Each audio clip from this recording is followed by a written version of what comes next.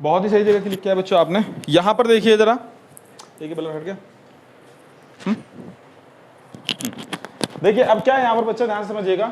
The refractive index for a light going from medium 1 to the medium 2, मतलब कि refractive index अपवर्तनांक, ठीक है, एक मीडियम से जब दूसरे मीडियम में जाता है।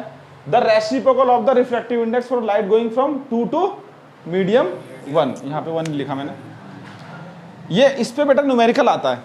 तो एक कंसेप्ट है एक कि लाइट जब एक मीडियम से दूसरे मीडियम में जाती है और अगर लाइट दूसरे मीडियम से पहले मीडियम में आए तो वो आपस में रेसिप्रोकल हो जाता है उसका। इसका कंसेप्ट क्या है जरा मैं समझा देता हूँ। क्या लिखोगे बच्चा, n12 है ना, तो क्या लिखोगे v1 अपॉन में n21, तो क्या लिखोगे v2 अपॉन में v1। अब आपको साफ साफ दिख रहा है, देखो वेलोसिटी रेसिप्रोकल हो गई। इसका मतलब हम क्या करेंगे, n21 इक्वल्स टू 1 अपॉन में n12 इसके बराबर हो गया। अगर मैं इक्वेट करूं तो इसमें किसी को डाउट कोई दिक्कत है तो बताएं। या ऐसे लिख सकते हो, इसको इधर भेज दो, इसे ऐसे भी लिख सकते हो। हाँ, n12 इक्वल्स टू 1 अपॉन में n21। इसमें किसी को डाउट है, कोई दिक्कत है, कोई समस्या है तो बताएं। चीज़ समझ में आ गई होगी। हाँ फिलहाल के लिए यही है। अब हाँ देखो, मैंने ये बोला कि जब वन मीडियम से दूसरे मीडियम में लाइट जा रही है तो वेलोसिटी हो गई, दूसरे देश में जाएगी तो वेलोसिटी हो गई। तो आपस में ये दोनों जो हो गए रेसिप्रोकल नहीं होगा। देखो वेलोसिटी पलट गई ना, तो ये दोनों आपस में क्या होगा, रेसिप्रोकल का मतलब 1 अपॉन में। अगर एक का आपको दे दिया कि ऐसे क्वेश्चन दे देगा, अभी न्यूमेरिकल दूंगा कि एक का मीडियम यहाँ से यहाँ दे रखा है, फिर पूछा है कि उसका रिवर्स बताओ। जैसे कि मान लो कांच से, सॉरी एयर से वाटर में जा रही है लाइट, तो कुछ वैल्यू दे रखी है, फिर पूछ रहा है वाटर से अगर एयर में आएगी तो क्या वैल्यू होगी। वो न्यूमेरिकल अभी मैं दूंगा। एक एग्जांपल और देता हूँ मैं इस तरीके से, है ना। जी जी जी, एक और एग्जांपल देता हूँ। जैसे मान लीजिए यहाँ पे मैंने लिखा एयर और यहाँ पे लिखा ग्लास, उसका कोई रिफ्रैक्टिव इंडेक्स होगा तो वेलोसिटी ऑफ एयर ऊपर आ जाएगी और वेलोसिटी ऑफ ग्लास नीचे आ जाएगा बच्चा।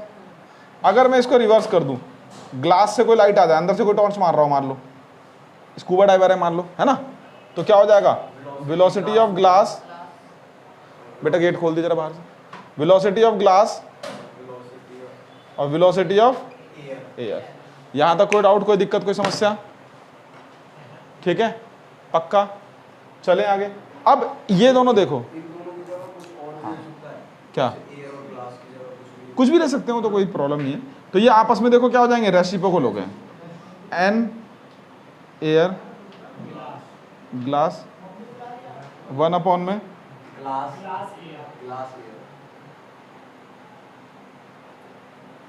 समझ में आ गई बात। कोई दिक्कत, कोई समस्या तो बताओ, ठीक है। इस पे अब न्यूमेरिकल आते हैं, ठीक है। तो बेटा यहीं तक रहने देते हैं इसको, ठीक है। अब इस पे एक दो न्यूमेरिकल कर लेते हैं, उसके बाद फिर मैं आपको बताता हूँ। देखो बच्चों, अब यहाँ पे 2 क्वेश्चन है जो मैंने अभी आपको टॉपिक बताया, उसके बेसिस पे 2 क्वेश्चन है जिसको हम करेंगे। उसके बाद ये चैप्टर आपका फिनिश, ठीक है। फिर उसके बाद अगली क्लास से 11 चैप्टर करेंगे, क्योंकि वो रिलेटेड है, ह्यूमन आई कलरफुल वर्ल्ड, ठीक है। तो वो रिलेटेड है इसलिए करना पड़ेगा, नहीं तो फिर क्या है, मैं दूसरा चैप्टर में कंट्रोल एंड कोऑर्डिनेशन स्टार्ट करता, बट क्या है कि वो अगर फिर भूल जाओगे आप, फिर गड़बड़ हो जाएगी सारी। वो कराने के बाद इलेक्ट्रिसिटी अलग कहानी है, तो उसको बाद में देखेंगे। फिर उसके बाद कंट्रोल एंड कोऑर्डिनेशन कराएंगे, ठीक है, चैप्टर नंबर 7, ठीक। चलें यहाँ तक, कोई दिक्कत। देखिए अब यहाँ पर पहला क्वेश्चन क्या कहता है बच्चा, कह रहा है if the refractive index of a water का अपवर्तनांक for light going from air to water, कहाँ से जा रही है लाइट बेटा, हवा से पानी में, ठीक है। सपोज कोई बगुला जो है मछली को निहार रहा है कि कब उसे पकड़ूं और पेट में ले जाऊं, ठीक। उसकी क्या दे रखा है रिफ्रैक्टिव इंडेक्स वाटर का, ये होता है, आपको टेबल दे रखी होगी बुक में आपके, आप उस बुक में से टेबल को याद कर लीजिएगा। पेपर में कभी कभार रिफ्रैक्टिव इंडेक्स की वैल्यू नहीं गिवन होती तो आपको पता होना चाहिए। जैसे एयर का होता है 1, वाटर का 1.33, ग्लास का 1.5 है, देखो कितना है। तो इसको आप इस तरीके से याद करना है, ठीक है। जी जी जी, ठीक है, ये आपकी बुक में है अवेलेबल, कांच, ठीक है। What will be the refractive index when light goes from water to air. अब उसने क्या पूछा, उल्टा, पहले एयर से वाटर में जा रही है लाइट, अब दोबारा क्या जा रही है, वाटर से एयर में। मान लीजिए कोई कूद गया और टॉर्च मार रहा है पानी के अंदर से, है ना, तब कहानी क्या होगी। तो रिफ्रैक्टिव इंडेक्स हमने बताया था आपको कि क्या दे रखा है बच्चा, उसने पहले जा रहा है हमारा कहाँ, एयर टू वाटर, ठीक है, वो किसका रेसिप्रोकल होता है? वाटर टू एयर का। सिंपल सा फॉर्मूला भी हम आपको दे चुके हैं, इसमें कोई डाउट, कोई दिक्कत, कोई समस्या? तो बस आपको क्या करना, ये वाली वैल्यू गिवन है, इसकी वैल्यू क्या 1.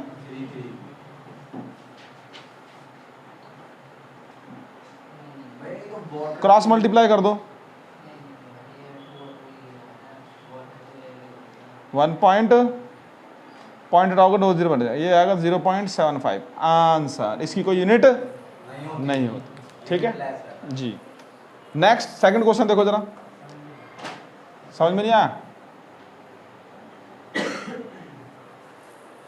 क्या दिक्कत? दोबारा करूं? कर रहा हूं। Speed of light in air and speed of light medium. Speed of light equals to speed of light in air, और ये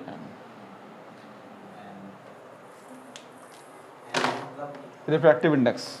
देखो पहले वाला क्वेश्चन दोबारा समझो कि मैंने अभी आपको फॉर्मूला दिया था कि कोई भी रिस्पेक्ट, अगर वन मीडियम से दूसरे मीडियम में लाइट जा रही है तो दूसरे मीडियम से अगर पहले मीडियम में लाइट जा रही होगी तो दोनों का रिफ्रैक्टिव इंडेक्स ऑलवेज रेसिप्रोकल में होता है, इनवर्स में होता है, ठीक है।